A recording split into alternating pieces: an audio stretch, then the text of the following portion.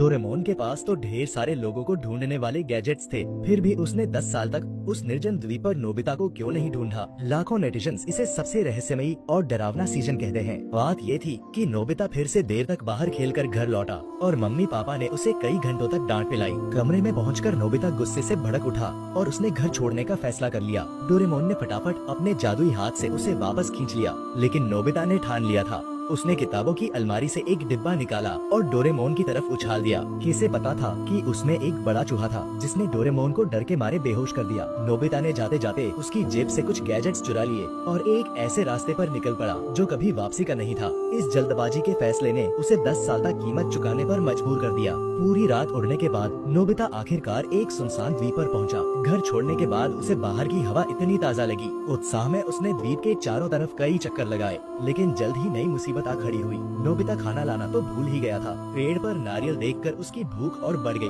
उसने अपना बैग खोला और गैजेट्स की जांच की, लेकिन क्या सारा सामान बेकार था। टूटा फूटा कबाड़, यहाँ तक कि एक लर्निंग मशीन भी थी। नोबिता तो हैरान रह गया। फिर भी पास में बड़ी एक पिस्तौल कुछ काम की लगी। उसने सोचा शायद इससे नारियल तोड़ सकूं, लेकिन ये क्या, वो तो जादुई पिस्तौल थी जो कुछ और नहीं कर सकती थी। हारकर उसने पेड़ पर चढ़ने की कोशिश की, पर हर बार धड़ाम से गिर गया। काफी मशक्कत के बाद न सिर्फ भूख बढ़ी बल्कि प्यास भी लगने लगी। अगर पानी न मिला तो शायद वो हड्डियों का ढांचा बनकर रह जाता। तभी उसे नमक के दस्ताने मिले जो उसने पहले कभी इस्तेमाल किए थे। ये दस्ताने गहरे खोदने पर जमीन से पानी निकाल सकते थे। नोबिता ने दस्ताने पहने और खोदना शुरू किया। टेढ़ी मेढ़ी खोदाई के बाद आखिरकार पानी निकला। खुशी के मारे वो पानी में कूद पड़ा, लेकिन ये क्या, वो तो खारा समुद्री पानी था, जैसे मुंह में नमक भर गया हो। नोबिता समझ गया कि यहाँ रुकना मतलब खत्म होना है। उसने बांस का हेलीकॉप्टर निकाला, लेकिन गलती से वो उड़ गया। अब तो नोबिता टूट चुका था। तभी बारिश शुरू हो गई। उसने जल्दी से एक छाता खोला, लेकिन उस छाते से तो बाहर की बारिश से भी ज्यादा पानी बरस रहा था। ये गैजेट्स तो एक से एक बेकार निकले।